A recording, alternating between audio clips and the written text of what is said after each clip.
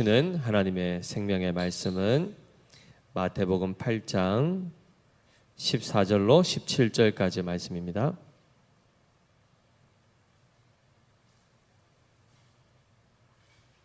신약성경 11페이지 마태복음 8장 14절에서 17절까지의 말씀을 우리 함께 교독하겠습니다.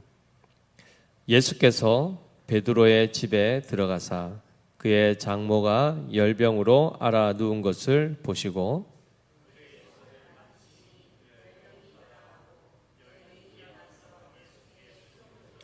저물매 사람들이 귀신 들린 자를 많이 데리고 예수께 오거늘 예수께서 말씀으로 귀신들을 쫓아내시고 병든 자들을 다 고치시니 이는 선지자 이사야를 통하여 하신 말씀에 우리의 연약한 것을 친히 담당하시고 병을 짊어지셨도다 함을 이루려 하심이더라.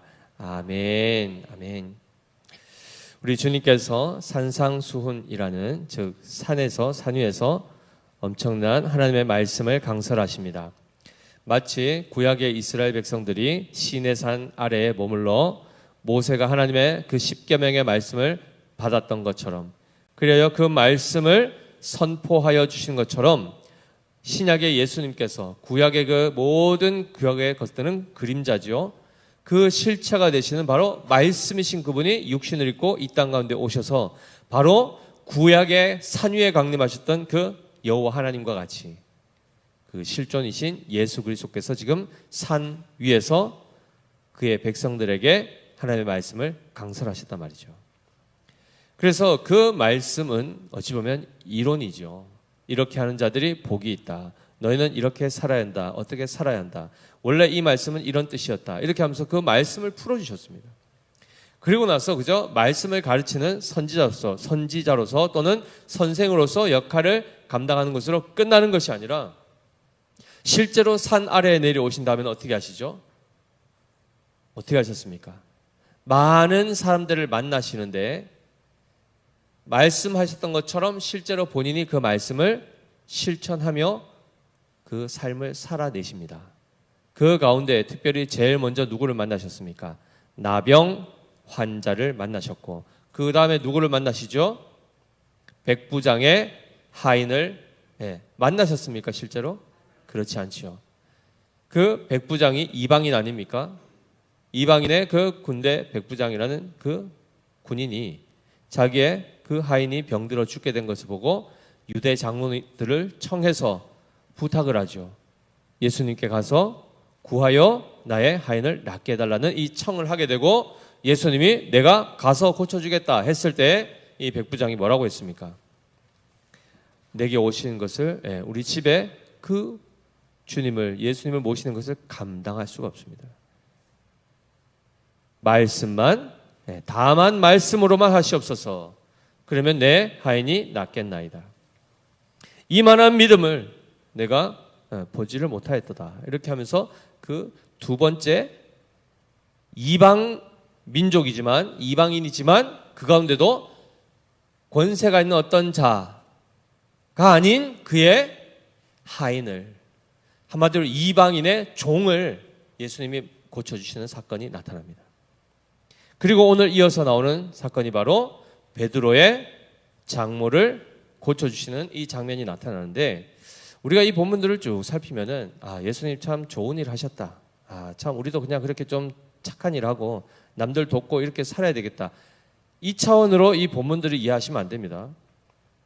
복음은 결국 뭘 강조하냐면 예수님이 누구신가를 강조하는 겁니다. 우리가 그분을 닮고 안 닮고는 그 다음 문제고 실제로 예수님이 도대체 누구신가? 얼마나 많은 사람들을 고치셨습니까? 그러니까 치유한 그 목록만 다 정돼도 이 성경책 모자랍니다.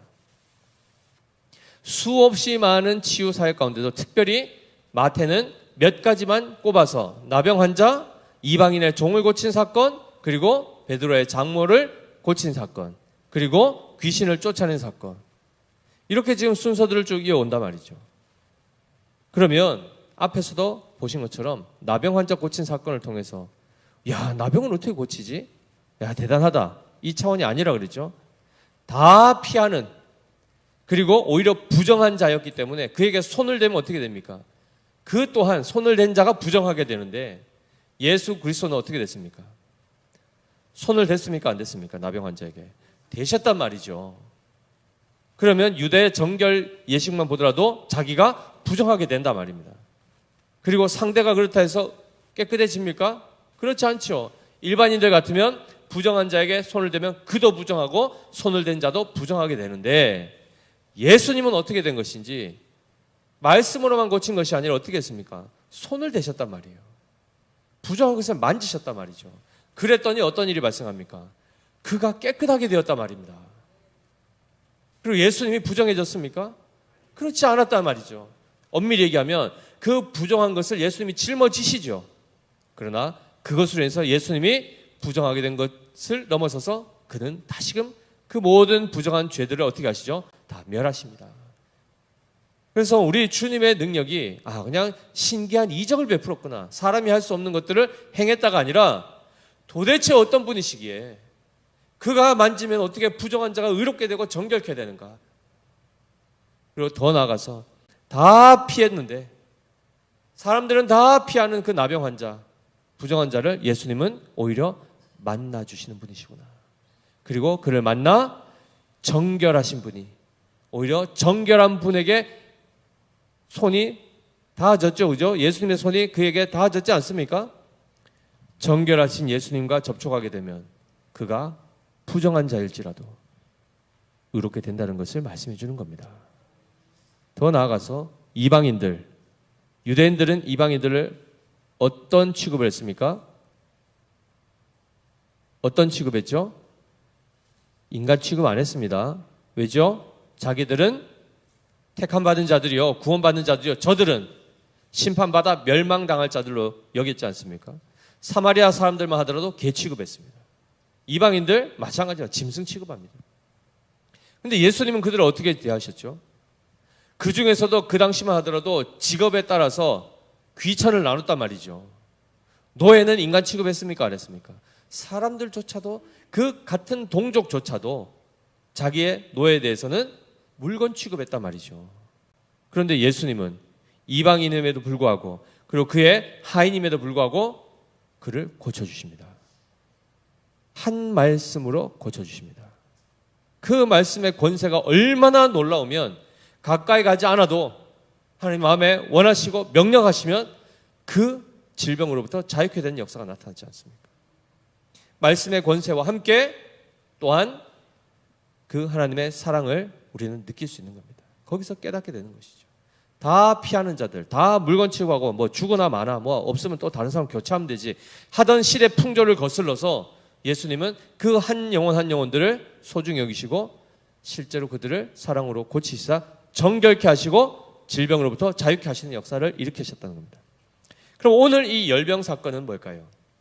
여기서는 어떤 하나님을, 어떤 예수 그리스도를 만나게 되는 겁니까? 한번 볼까요? 14절. 예수께서 베드로의 집에 들어가사 그의 장모가 열병으로 앓아 누운 것을 보시고, 자, 그의 손을 만지셨더니 열병이 떠나가고 여인이 일어나서 예수께 수종 들더라. 이렇게 딱 두 구절로 나와 있죠. 사건이 어떤 상황입니까? 예수님이 베드로 집에 들어갔더니 거기 마침 누가 계십니까? 장모님이 와 계시네요. 장모님 뭐 했으실까요? 이때 뭐 하러 오신 겁니까? 사위 집에. 장모님도 사위 집에 가시면 뭐 하십니까? 딸 보러 가셨겠죠. 그리고요, 그날 뭐 하십니까? 옛날 장모님들은 씨암탉을 또 잡아가지고 목을 비틀어가지고, 그죠? 부 꼬아가지고 사위 또 먹인다고 뭐 끼르고 있었겠죠. 근데 여기는 지금 불을 피워가지고 불이 훌훌 타오르는 게 아니고 장모가 지금 불에 훌훌 타오르고 있습니다. 열병이 생겼죠, 그죠?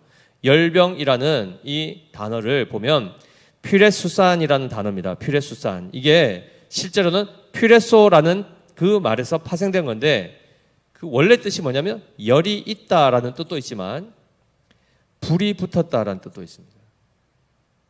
불이 붙으니까 당연히 뜨겁겠죠, 그죠? 그런데 장모의 몸 안에 지금 열이, 고열을 심하게 앓게 되는 겁니다. 그럼 우리 같으면 어떻게 합니까? 열나면 해열제 먹으면 되지. 뭐 타이레놀 먹고 이런 거 먹으면 그리고 딱 자고 일어나면 뭐 거뜬하죠, 그죠? 예수님 안 믿는 분들은요, 소주에 이렇게 해가 콩나물 꼭 뜨겁게 해가 매콤하게 먹으면 열이 팍 나고 땀 나고 그러면 낫는다 이러지 않습니까? 안 마셔보고 안 먹어봤습니다. 오해하지 마시고. 무슨 말이죠? 열병이 났는데 단순히 열의 문제가 아닙니다. 영적으로 보면 한마디로 지금 불이 붙은 상태라는 겁니다. 근데 엄밀히 얘기하면 열병으로 알아 누웠다라고 했지 않습니까? 이 눕다라는 이 표현도 원래는 발로라는 단어에서 나왔는데 두 가지 뜻이 있습니다. 던지다라는 뜻이 있습니다. 그리고 누워있다라는 뜻이 있습니다. 그러니까 열병이 나서 누워있는, 그냥 단순히 환자가 병상에 누워있는 상태로도 설명할 수 있지만 다른 차원으로 보면 불이 붙은 곳에 던져졌다라는 뜻입니다. 누가요? 베드로의 장모님이. 그런데 잘 보십시오. 베드로의 장인입니까? 베드로의 장모입니까? 장모죠. 이 당시에 여성의 지위가 세상에서는 어떻습니까? 가치가 있습니까? 없습니까? 없지요. 한마디로 지금 보십시오. 예수님이 만난 사람들 보십시오. 나병 환자, 세상부터 격리된 자입니다. 이방인의 종, 물건 취급당하는 사람입니다. 여성, 당시에 마찬가지 인격이나 인권이 없습니다.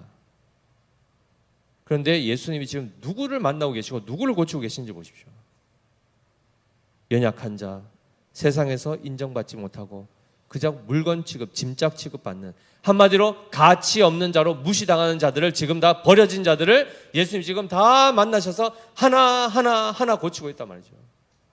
사람들은 그걸 사람으로 여기지도 않는 그들을 예수님은 사람으로 대하시고 한 인격적인 존재로 다 대해 주신다는 것입니다.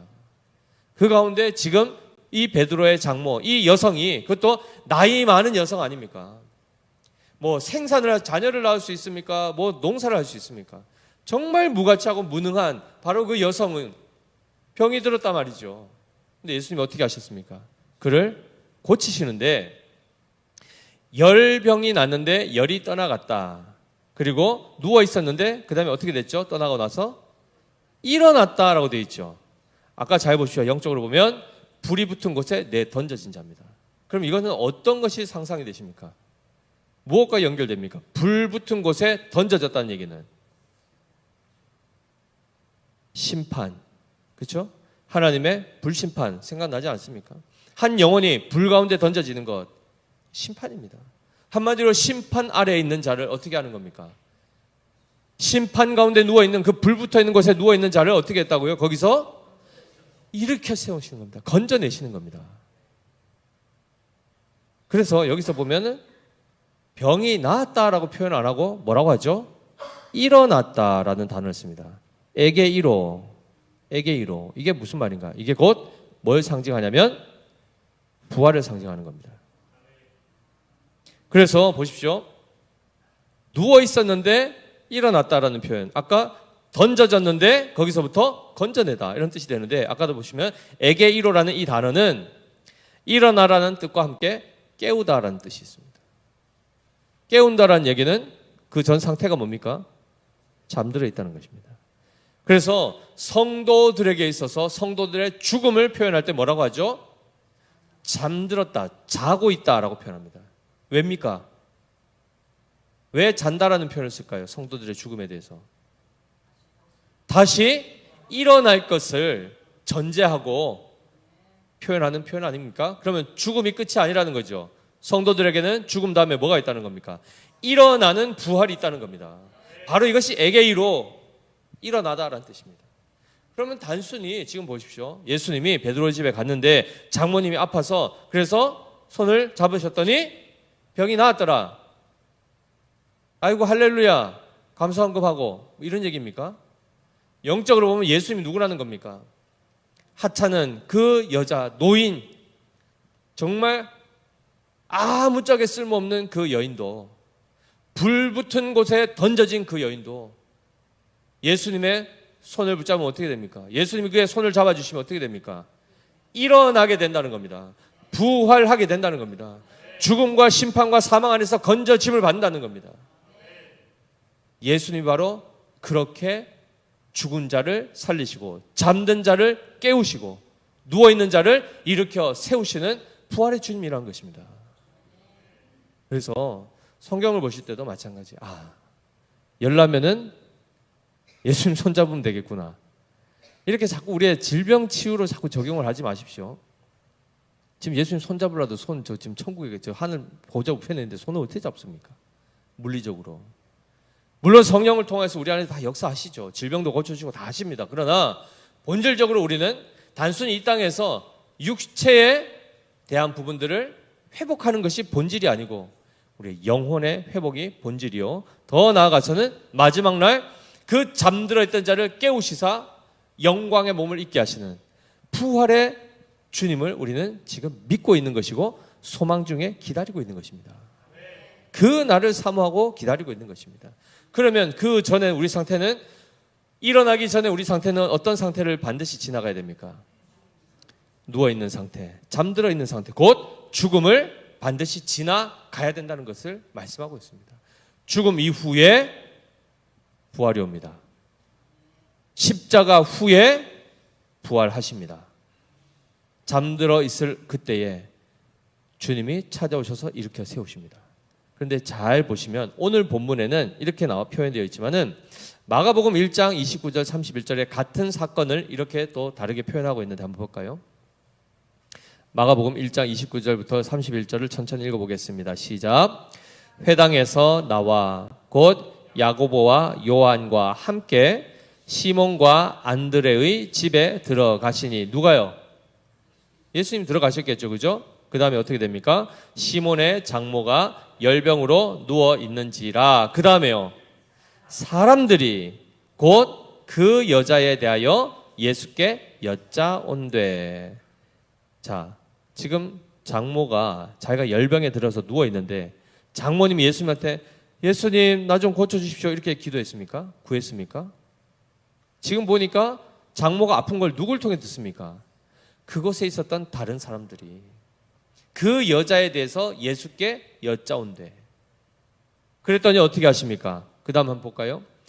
같이 있습니다.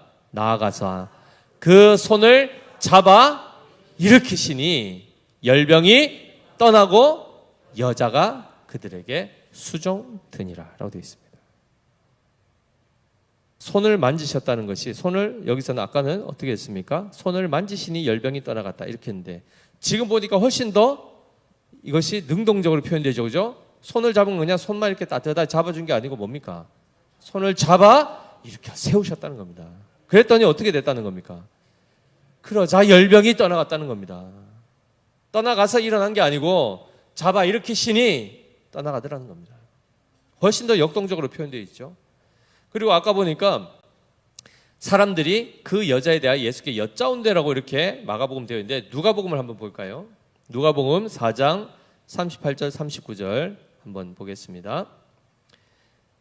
같이 읽습니다. 시작. 예수께서 일어나 회당에서 나가사 시몬의 집에 들어가시니 시몬의 장모가 중한 열병을 앓고 있는지라 사람들이 그를 위하여 예수께 구하니라고 되어 있습니다. 아까는 여짜온대. 그러니까 상황을 그냥 이야기만 한 것처럼 보이지만 지금 보니까 그게 무슨 말이 어떤 상황이죠?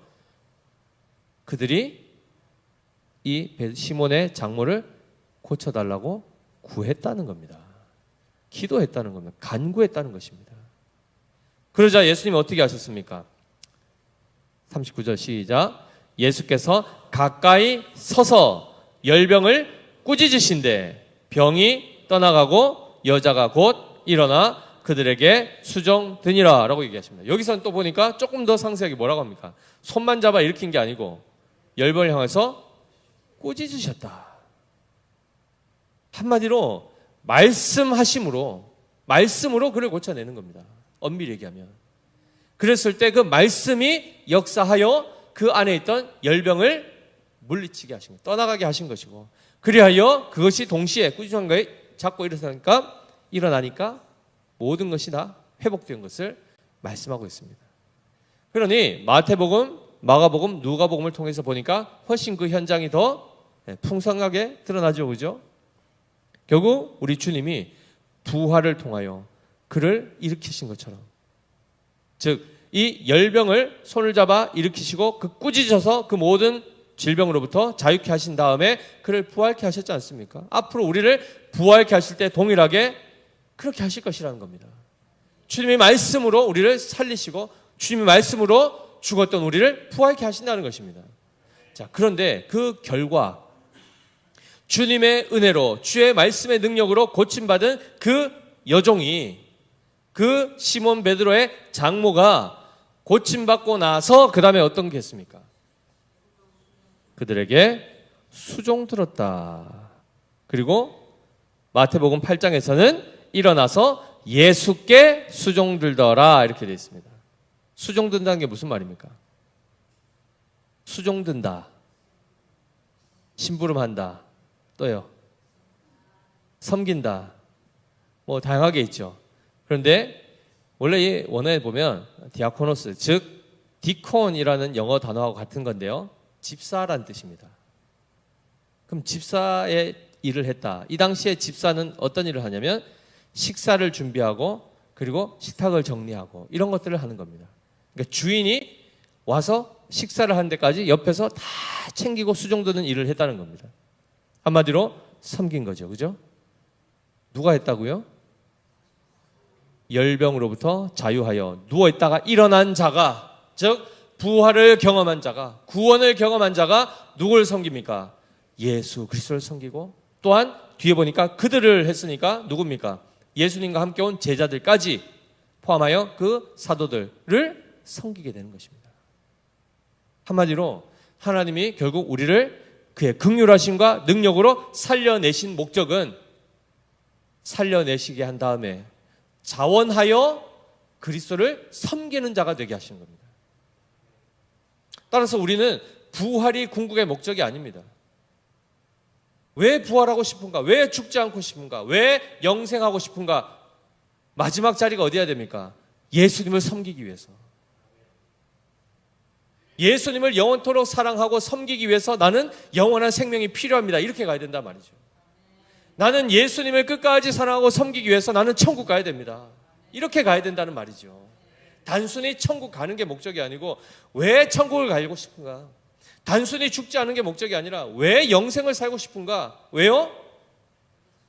그렇죠. 바로 예수, 나를 구원하신, 나의 신랑 되신, 나를 사랑하여 생명 바쳐주신 그분을 영원토록 사랑하고 섬기기 위해서 바로 그분이 계신 곳에 가고 싶은 것이고, 그분이 영생을 가지신 영원히 사시는 분이기 때문에 그분과 함께 영원토록 함께 사랑하려면 나에게 뭐가 있어야 됩니까? 영생이 있어야 되는 겁니다. 그 차원에서 우리는 영생도 사모하고 부활도 사모하고 그리고 천국을 사모하는 것이 되어야 됩니다.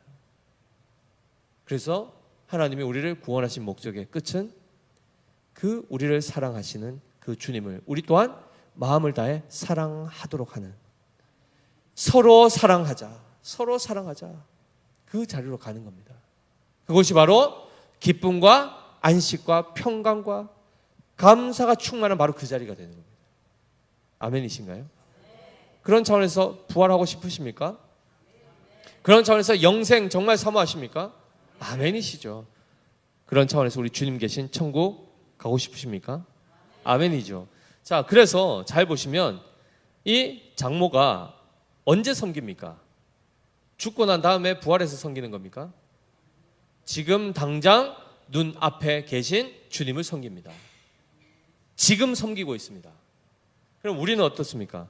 예수 그리스도를 믿어 성령으로 말미암아 중생하고, 그렇죠? 즉 성령으로 말미암아 중생하여 예수 그리스도를 믿게 되었고 사랑하게 되었단 말이죠. 그리고 예수님이 승천하신 다음에 어떻게 하셨습니까? 그의 영이신, 진리의 영이신 성령을 우리에게 보내주셔서 지금 그 예수의 영이 우리와 함께 하지 않습니까? 그러면 우리는 그로 말미암아 생명을 얻고 그로 말미암아 일으킴을 받은 자인데, 그러고 나서 뭐 해야 됩니까? 예수님께 수종드려야 된단 말이죠. 예수님을 섬기고 예수님과 동행하고 그 삶을 살아야 되는데, 아이고 감사합니다, 고쳐서 감사합니다, 감사한 거 딱 드리고 다시는 보지 말고 다음에 내가 또 아플 때 또 그때 봅시다. 이렇게 하고 빠이빠이 짜이찌인 하면 됩니까? 그 주님이 누구신지 알아야죠. 단순히 의사가 아닙니다. 그분이 나를 사랑하시는 나의 신랑 되신 그 주님이시란 말이죠. 그래서 그 주님과 일생을 같이 가는 겁니다. 아멘이지요. 그런데 우리가 보면 우리의 현실이 어떻습니까? 부부 사이 좋으십니까? 이제 좀 한 1, 20년 사시고 나면은 이제 좀 물리시지 않습니까? 막 아이고 마마 오래 살았다. 한 10년, 20년 살아서 많이 살았지 뭐. 아이고 맨날 또 보는 그 얼굴 한 번씩 보다 보면 깜짝 놀라기도 하고 그죠? 낮에 봤던 거랑 저녁에 봤던 게 너무 달라서 그죠? 서로가. 그러니까 우리의 지금 현실, 즉 부패한 본성이 주장되는 그 시대 속에서, 더 나아가 세상의 풍조가 그리가는 그 시대 속에서, 많은 사람들이 찾는 넓은 길 속에서 우리까지 거기 물들어서 그 차원으로 부부관계를 그냥 뭐 다 그렇게 사는 거지, 이렇게 하면서 말씀을 보면 말씀대로 살아갈 수 있겠습니까? 우리는 세상의 풍조를 따라 살아가는 사람들이 아니요, 내 육체의 본성이 그냥 느끼는 대로 살아가는 자들이 아닙니다. 그렇게 살아갔던 삶이 바로 불 가운데 던져졌던, 그래서 열병이 있는 것처럼 질병 가운데, 영적 질병 가운데 있었던 상황입니다. 열병이 생기니까 어떻습니까? 속에서부터 불이 나죠. 불이 나죠. 그 상황으로 사람들과 사는 겁니다. 나도 열병이 있고 옆에서 열병이 있고, 그러니까 만나면 어떻습니까? 가뜩이나 대구 더운데 36.5도씨 그보다 더 올라가 한 40도씩 만나니까 둘이 합치니까 80도가 돼가지고 뭐 이건 용광로도 아니고 그래 살게 되는 겁니다. 성경적입니까? 아닙니다. 세상은 다 그렇게 살지라도 우리는요, 그리스도께서 우리를 사랑하시듯 우리는 그리스도를 당연히 복종하고 사랑해야 되고, 그것을 부부관계에도 적용시키셨지 않습니까? 남편은 아내를 생명 바쳐 사랑하고 아내는 남편에게 복종하는, 순종하는 것. 우리는 그 길 가는 겁니다. 굴종적으로 남녀차별, 남존여비 이게 아니라 피차 사랑하며 존중하되, 누가 더 수고하러 갑니까? 성경은 남편이. 그러니까 엄밀히 얘기하면 우리 남자 성도님들이 그냥 결혼 생활 하면 목숨 내놓고 아내 사랑하고 사셔야 됩니다. 바깥에서 가족을 위해서 등골 빼면서 열심히 수고했죠. 그럼 집에 가서는 대접받아야 됩니까? 대접해주면 좋죠. 대접 안 해준다고 괘씸하다 그러고 막 승질내면 되겠습니까? 아내 가정에 가서도 어떻게 해야 됩니까? 결혼할 때 뭐라고 하셨습니까? 손에 물 한 방울 안 묻혀주겠다고 했으면 약속 지키셔야 되지 않습니까? 물론 이제 세수도 시켜서 손도 다 묻혀야 되겠지만, 고생을 오히려 아내보다 남편이 더 하라는 것이 성경의 원리입니다. 자, 그렇게 따지면 자매님들 보면 남자로 태어나고 싶습니까? 여자로 태어나고 싶습니까? 훨씬 나은 것 같죠, 그죠? 덜 수고하니까. 남편들이 정말 그리스도께서 교회를 사랑한 것처럼 사랑하면 거기에 순복하지 않을, 거기에 감동하지 않을 아내가 어디 있겠습니까? 그 차원에서 아내가 남편의 사랑 안에, 충만한 사랑 안에서 남편을 사랑하고 순종하는 이 원리가 작동돼야 되는데, 대부분 보면 어떻습니까? 남편이 일단 예수를 안 믿습니다. 야, 그러니 뭐 이거 뭐 성경적인 원리를 갖다 들이밀 수도 없고, 내가 먼저 예수 믿어 놓으니까 어떻게 됩니까? 내가 먼저 된 자 아닙니까? 그러니 섬기게 되는 거죠. 그러니 어떻게 해야 편해집니까? 빨리 남편 예수 믿게 해서 말씀대로 살게 하면 이제 탄탄대로 꽃길이 열리는 겁니다. 포인트가 어디 있습니까? 그리스도께서 교회를 그토록 생명 다해 실제로 사랑하십니다. 말로만 한 것도 아니고 흉내만 난 것도 아니고 실제로 목숨을 내어주셔서 우리를 살리셨단 말이죠. 신부된 아내를 살리셨단 말이에요. 그래서 우리는 우리의 목숨보다 그 주님의 목숨, 그것을 더 귀히 여길 수 있어야 되는 것이고, 그래서 그 주님이면 그분이 얼마나 신실한 분입니까? 안 따를 이유가 없다니까요. 사랑하시되 우리처럼 마음 줬다가 또 안 줬다가 이렇게 안 하시고, 주님은 어떠십니까? 동일하십니다. 한결같으시단 말이죠. 영원토록. 아멘이시죠. 그렇기 때문에 우리의 마땅한 반응은 예수님께 수종되는 삶. 이것이 바로 교회에게 주어진 사명입니다. 본분입니다. 짐이 아닙니다. 기쁨으로. 자, 그 다음에 예수님께서 이 부활의 역사를 일으키신 다음에 뭘 하십니까? 16절입니다. 같이 읽습니다. 저물매 사람들이 귀신 들린 자를 많이 데리고 예수께 오거늘 예수께서 말씀으로 귀신들을 쫓아내시고 병든 자들을 다 고치시니라고 되어 있습니다. 자, 지금 때가 어느 때입니까? 보니까 저물매 해가 졌습니다. 해가 지면 다 어떻게 해야 됩니까? 집에 가야 되겠죠. 그리고 뭐 하셔야 됩니까? 쉬셔야죠. 밥 먹고 자야 됩니다. 퇴근했는데 지금 사람들이 엄청나게, 그것도 그냥 일반 병자들도 아니고 귀신 들린 자들을 떼거지로 데리고 많이 데리고 왔다지 않습니까? 많이 데리고 왔으면은 한 사람에 한 명씩 고치더라도 많이 데리고 오면은 오늘 12시 넘어가는 겁니다. 사역의 현장에서 보면 뭐 출근부터 퇴근 시간 안에만 일이 발생합니까? 그 이후에 그냥 이제 제가 만약에 사역을 하면서 6시면 퇴근이니까 6시 이후에는 전화하지 마세요, 성도님들. 내일 아침 4시 반부터 다시 오픈합니다. 그때까지는 방해하면 안 됩니다. 제 사생활이 있습니다. 이렇게 하면 어떠시겠습니까? 합리적입니까? 요즘에 다 그렇게 하지 않습니까? 세상에서. 그렇죠? 회사 일은 회사 일이고 끝나면 이제는 사생활이다. 네, 절대 아무리 목회자여도 이제 사생활은 우리 침범하지 맙시다. 이렇게 하는 게 맞겠습니까? 우리끼리는 그렇게 요구할 수도 있고 주장할 수도 있고 그래 살아갈 수도 있겠지만 우리 주님이 그렇게 안 사셨지 않습니까? 저물었는데 사람들 데리고 오니까 집에 가라 안 하시잖아요. 어떻게 하셨습니까? 그들을 귀신 들린 자를 많이 데리고 예수께 오거늘 예수께서 어떻게 하십니까? 말씀으로 귀신들을 쫓아내시고 병든 자들을 다 고치십니다. 마지막 한 사람이 고쳐질 때까지 예수님 안 주무십니다. 사역을 하십니다. 그 사역이 무엇입니까? 회복의 사역이요. 귀신을 쫓아낸 사역입니다. 한 사람 한 사람을 온전케 하는 사역을 하십니다. 그것을 몸이 피곤하고 예수님도 주무셨죠. 그죠? 졸리셨고 배고프셨고 육신을 입었기 때문에 그 가운데도 목이 마르시고 그런 가운데도 사역을 저물도록 밤이 새도록 감당하십니다. 그렇기 때문에 그런 차원에서 주의 종들이라면 어떻게 해야 됩니까? 네, 또 이 얘기하면 또 목사님들이 또 이 설교 들으신 목사님 저한테 또 얼마나 또 그죠? 댓글 달면서 뭐 하겠습니까? 아는 분들 같으면은 아이고 목사님 잘나셨습니다. 그래 뭐 일 중독자네 막 이렇게 온갖 얘기를 하겠죠. 그 차원이 아닙니다. 주님의 지금 마음이 어디에 있는지 보십시오.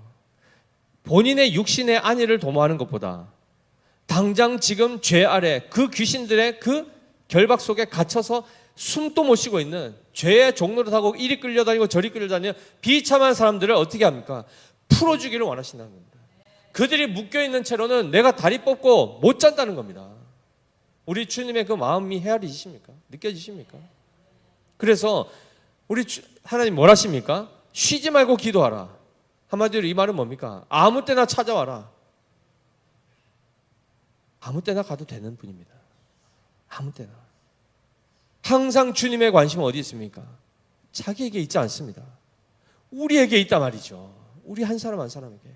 혹여나 넘어져 있는지, 혹여나 귀신 들려서 지금 신앙이 떨어지고 있는지, 믿음이 흔들리고 있는지 그걸 살피시는 분이 주님이시고 그의 직접 통치가 바로 말씀과 성령으로 각자에게 역사하시고 동시에 하나님의 일꾼들을 세워 간접적으로 그들을 돌보시고 섬기게 하시는 이 사역을 지금도 하시는 겁니다. 그런데 잘 보십시오. 귀신이 쫓겨나가는 것 생각해 보시면 마지막 심판 때가 연상이 되셔야 됩니다. 마지막 심판이. 최후의 심판 때 어떻게 됩니까? 모든 사탄의 이 마귀의 일들이 완전히 진멸됩니다. 그 차원에서 이 순서만 보시더라도 나병 환자가 고쳐지는 것은 영적으로 죽었던 자들이 살아나기 시작하는 것이고, 그 복음의 그 구원의 역사가 이방인에게까지 지금 갔고, 그 다음에 이방인의 구원에 이방인 수가 차니까 그 다음에 어떻게 됩니까? 부활의 역사가 나타나는 겁니다. 그리고 어떻게 되죠? 그 부활의 역사와 함께 동시에 최후의 심판, 귀신들이 떠나가는 역사가, 이런 과정 안에 보면 바로 우리 예수님이 단순히 사람을 치료했다, 병을 고쳤다, 이 차원이 아니라 구속사를 지금 이루어 가시는 분이라는 걸 보여주는 겁니다. 이해되시죠? 그래서 그 차원에서 보면 귀신을 쫓아낼 때 어떻게 하셨습니까? 성경에 보니까 어떻게 쫓아내셨습니까? 그렇죠. 말씀으로 귀신들을 쫓아내셨다. 말씀으로. 자, 그러면 요한계시록, 죄송합니다. 데살로니가 후서 2장 8절 한번 띄워주실까요? 네. 한번 같이 읽어보겠습니다. 시작. 그때에 불법한 자가 나타나리니 주 예수께서 그 입의 기운으로 그를 죽이시고 강림하여 나타나심으로 패하시리라. 자, 여기 보니까 그때가 언젠가요? 그때가 언제일까요? 네? 마지막 심판 때입니까? 데살로니가 후서 조금 더 앞에 올라가면 나오겠죠, 그죠? 네, 위에 한번 조금만 더 올라가 봐 주십시오. 7절. 데살로니가 후서. 자, 6절부터 읽겠습니다. 시작. 너희는, 자, 6절입니다. 시작. 너희는 지금 그로 하여금 그의 때에 나타나게 하여 막는 것이 있는 것을 아나니 불법의 비밀이 이미 활동하였으나 지금은 그것을 막는 자가 있어 그 중에서 옮겨질 때까지 하리라 라고 되어 있습니다. 그러니까 지금과 그때가 지금 보니까 시차가 있는데 바로 이때가 언제냐면 불법의 비밀이 지금 활동하고 있고, 이 불법의 비밀이 뭡니까? 결국 사단의 역사들입니다. 거짓 선지자들이 활개치는 그 시대죠. 그런데 마지막 8절에 보면 그때에 불법한 자가 나타나는 바로 그때입니다. 불법한 자가 누굽니까? 불법을 행하는 자다 내게서 떠나가라 했을 때 그 본체가 누굽니까? 사탄이죠. 히브리어로는 사탄이요, 헬라어로는 마귀, 디아모노스, 마귀란 말이죠. 마귀. 그랬을 때 바로 그가 나타나는 그때에 어떻게 하신다고요? 주 예수께서 그 입의 기운으로 그를 죽이십니다. 그 입의 기운이 뭡니까? 결국 말씀입니다. 바로 마지막 때에 그 불법의 그 수장이 되는 바로 그 대적하는 자, 그가 나타날 것입니다. 그래서 그를 그 입의 기운으로 죽이신다. 그리고 강림하여 나타나심으로 패하신다. 이렇게 되어 있습니다. 바로 이 역사가 이미 예수님의 성육신하신 그 공생의 기간에도 바로 귀신들을 말씀으로 쫓아내시는 이 역사에서 이미 예표가 되는 것입니다.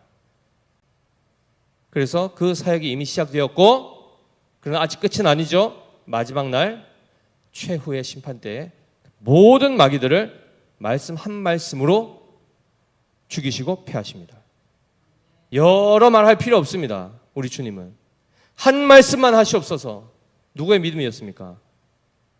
백부장의 믿음 아니었습니까? 한 말씀으로 사람을 살리는 겁니다. 귀신 들렸다거나 영적으로 눌렸다 그러면 그때 어떻게 하면 됩니까?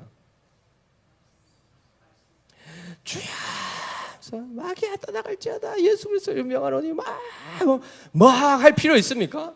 여러 말 중언부언 할 필요 있습니까? 어떻게 하면 됩니까? 한 말씀만 하면 됩니다. 한마디 쉽게 얘기하면 조용히 말할 때 가라, 예수님의 이름을 명하노니 가라, 이렇게 하면 됩니다. 다 듣습니다. 떠나가라 이렇게 고성 안 찔러도 목만 아픕니다. 우리 목만. 한 말씀만 하면 됩니다. 예수의 이름으로 명하노니 떠나가라, 가라 하면 끝나는 겁니다. 아멘이시죠? 하나님의 말씀의 그 권세에, 그 말씀 한 말씀의 능력의 위력을 아는 자는 그렇게 하면서 마귀를 물리칩니다. 네. 그래서 막 마귀하고 씨름한다고 막 얻어 터지고 이런 과정 필요 없습니다. 그냥 가면서 그냥 쿡쿡 찌르듯이 그냥, 그죠? 그리고는 한 놈, 두 놈 제거하고 가는 겁니다. 그래서 예수님이 군대 귀신 들린 그 귀신 들린 자 어떻게 했습니까? 예수님이 벌써 나타나니까 개들이 벌써 반응하고 막 난리가 났죠. 그렇죠? 오히려 그런 겁니다. 개들이 막 우리 앞에 막 우울해가지고 우리가 뭐 어쩔지 몰라가지고 막 아드만 이게 아니라 그냥 가면 그냥 슥슥 피하게 돼 있는 겁니다. 누구에게요? 한 말씀만 하시옵소서. 한 말씀의 위력을 알고 믿는 자들에게는 그들이 벌벌 떤단 말입니다. 아멘이십니까? 네. 그래서 바로 우리 주님께서 지금 그 사역을 통하여 최후의 마지막에 하나님이 그리스도께서 이루실 최후의 심판에 대한 예고로 이 말씀을 지금 이루시는 겁니다. 즉 예수님은 죽은 자도 일으키시고 마지막 귀신들 마귀를 그 입의 기운으로 말씀 한 말씀으로 제압하시는 바로 그 주님이시란 겁니다. 놀랍죠? 그래서 우리가 믿는 분이 누구신가? 우리에게 찾아와 주시고 우리를 고쳐주신 분이 도대체 누구신가? 여기에 대한 분명한 신앙 고백을 우리가 해야 됩니다. 예수님은 그냥 좋은 분 정도가 아니라는 겁니다. 그의 강력한 말씀의 권세와 능력이, 그래서 하늘과 땅의 모든 권세를 내게 주셨으니 라고 말씀하지 않습니까? 그 권능을 너희가 하늘로부터 받으면, 오직 성령이 너희에게 임하시면 너희가 권능을 받고, 즉 귀신을 제압하는 그 권세까지 우리가 다 성령을 통하여 받는 것입니다. 귀신 무서워하지 마십시오. 아무것도 아닙니다. 아무것도 아니라 말이죠. 개들이 벌벌 떤다니까요. 근데 누구 앞에서 개들이 이렇게 딱 이렇게 거드름 피우죠? 믿음이 없는 자들 또는 믿음이 작은 자들. 그러니 우리는 제일 지금 급한 게, 제일 필요한 게 뭡니까? 믿음입니다. 뭐에 대한 믿음이죠? 예수 그리스도에 대한 믿음이요, 곧 말씀에 대한 확신입니다. 그래서 말씀 붙드는 사람들은 뭐 김정은이 내려온다 그러고 뭐 핵전쟁이 난다 해도 눈 하나 깜짝 안 합니다. 그러니까 막 세상이 어떻게 돼도 괜찮다는 차원이 아니라 그것으로 우리가 불안해할 이유가 없다는 겁니다. 왜요? 핵폭탄이 우리 예수님 죽일 수 있습니까? 교회를 건들 수 있습니까? 못한다니까요. 우리를 살리시고 죽이실 권세가 누구에게 있습니까? 우리 주님께 있단 말입니다. 그런데 그 주님이 우리에게 죽음의 권세가 아닌 생명의 권세로 찾아오셨지 않습니까? 그러니 뭘 두려워할 게 뭐가 있습니까? 질병으로부터도 두려워할 것이 없고 죽음 앞에서도 우리는 두려워할 것이 없다는 것을 우리는 분명히 이 말씀을 통해서 깨달아야 됩니다. 자, 그랬을 때 마지막으로 살펴볼 부분이 뭡니까? 17절인데 같이 읽어볼까요? 이는 선지자 이사야를 통하여 하신 말씀에 우리의 연약한 것을 친히 담당하시고 병을 짊어지셨도다 함을 이루려 하심이더라 라고 되어 있습니다. 여기 보니까 지금 예수님의 이 모든 사역들이 보니까 그냥 하고 싶어서 하는 것이 아니고 즉흥적으로 어쩌다 하는 것이 아니라 구약에 하나님이 이렇게 할 것을 미리 말씀하신 그 약속을 따라 그 말씀을 지금 이루고 계시다는 것을 이야기하고 있습니다. 그럼 여기 보니까 선지자 이사야를 통하여 하신 말씀이라고 했습니다. 그리고 그 내용이 우리의 연약한 것을 친히 담당하시고 병을 짊어지셨도다. 이 본문 어디에 있는 겁니까? 이 본문 어디에 있을까요? 선지자 이사야가 있으니까 이사야서에 있겠죠. 몇 장입니까? 53장. 어떻게 하셨습니까? 53장 4장 안 돼 있지 않습니까? 어떻게 하셨습니까? 좋은 성경책 보니까 그 옆에 이렇게 관주를 달아놨죠. 그죠? 네. 53장 4절 띄워주십시오. 같이 읽어보겠습니다. 시작. 그는 실로 우리의 질고를 지고 우리의 슬픔을 당하였거늘 우리는 생각하기를 그는 징벌을 받아 하나님께 맞으며 고난을 당한다 하였노라. 이렇게 되어 있습니다. 예수님이 앞으로 오실 그 메시아, 우리의 질고를 대신 지고 우리의 슬픔을 대신 당하신 바로 그분, 지금 그 사역을 하신다는 겁니다. 예수님이 오셔서 결국 하시는 게 뭡니까? 십자가입니다. 최종적으로는. 그러나 그 전에 이미 병든 자들의 그 연약한 것을 예수님이 직접 짊어지시고 예수님의 강건함을 그들에게 넘겨주십니다. 그렇게 해서 한 사람 한 사람을 살리는 역사를 하신다는 거죠. 그런데 이 53장 우리가 잘 알죠. 5절부터 보면 그가 찔림은 우리의 허물 때문이요 그가 상함은 우리의 죄악 때문이라. 그가 징계를 받음으로 우리는 평화를 누리고 그가 채찍에 맞음으로 우리는 나음을 받았도다. 우리는 다 양 같아서 그릇 행하여 각기 제 길로 갔거늘 여호와께서는 우리 모두의 죄악을 그에게 담당시키셨도다. 여기서 그가 누굽니까? 우리의 연약함을 질고를 짊어지실 예수 그리스도십니다. 그런데 이 본문의 12절을 우리가 많이 놓치고 있는데요. 53장 12절 한번 띄워주실까요? 같이 읽어보겠습니다. 시작.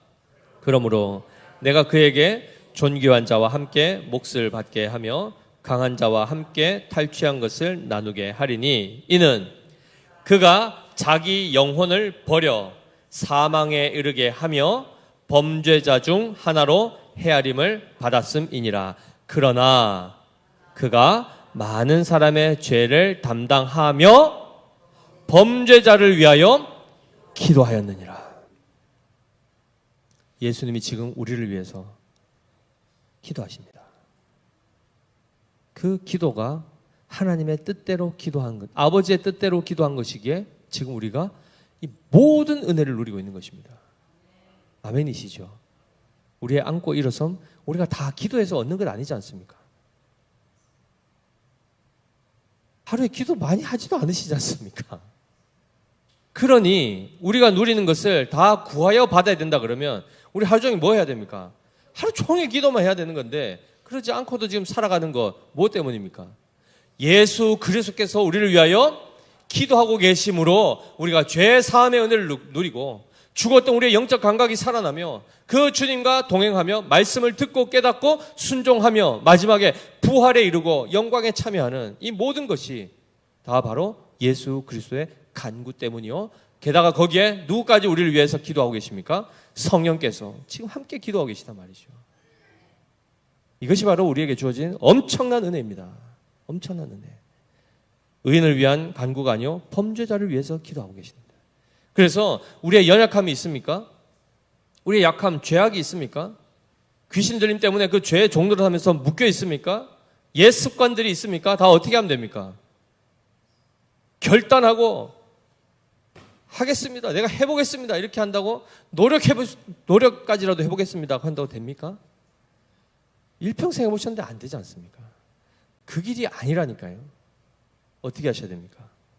예수를 만나야 됩니다. 예수님을 만져야 되고 예수님께 만진 바 되어야 하고 그분의 입으로부터 나오는 입의 균의 말씀의 능력이 나를 고치는 겁니다.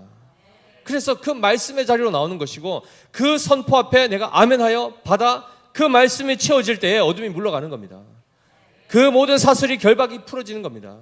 그래서 예수를 떠나서 우리가 어디서 치유를 얻고 예수를 떠나서 어떻게 우리가 부활의 영광에 이르겠습니까? 그래서 우리는 사나 죽으나 예수입니다. 사나 죽으나 예수. 그래서 오늘의 이 말씀이 바로 지금 우리에게 역사되고 있습니다. 우리가 마치 나병 환자와 같고 이방인의 하인과 같았고 그리고 베드로의 장모와 같았고 그리고 귀신 들린 자요 병든 자들 아니었습니까? 영적으로 지금 다 그랬지 않습니까? 잘 살펴보면 보이지 않아서 그렇지 영적으로 보면 우리 안에 암 말기들 다 영적 말기 환자들입니다. 영적 말기 환자들입니다. 그런데도 감각이 없지 않습니까? 그게 바로 영적 나병이라 했지 않습니까? 영적으로 우리 안에 엄청난 그 열병이 난 것처럼 부부 끓고 있죠. 이거 다 어떻게 해결하실 겁니까? 무엇으로 해결하시겠습니까? 어떻게 해야 강건해진다고요? 예수 그리스도를 만나면, 예수 그리스도를 의지하면, 게다가 스스로가 나가지 못하면 옆에 있는 그 주변인들이 예수님께 구하여서도 이 역사는 나타납니다. 치유의 역사가. 놀랍죠?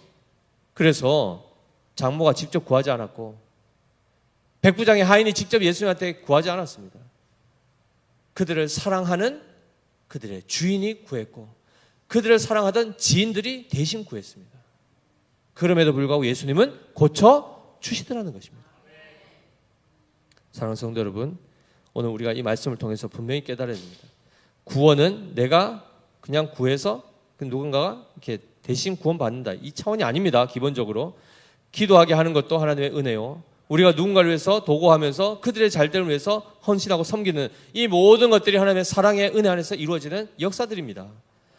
중요한 것은 그가 예수를 믿어야 되지 않겠습니까? 그가. 그래서 실제로 죽은 자를 살리시고 죄로부터 건져내시고 사단의 그 권세 아래서 우리를 풀어내시는 그분은 예수님밖에 없습니다. 그 예수님은 오직 하나님의 말씀을 이루려 하심이라. 말씀에 순종하시는 사역을 통해서 그 삶으로 이 놀라운 생명의 역사를 일으키셨다는 거죠.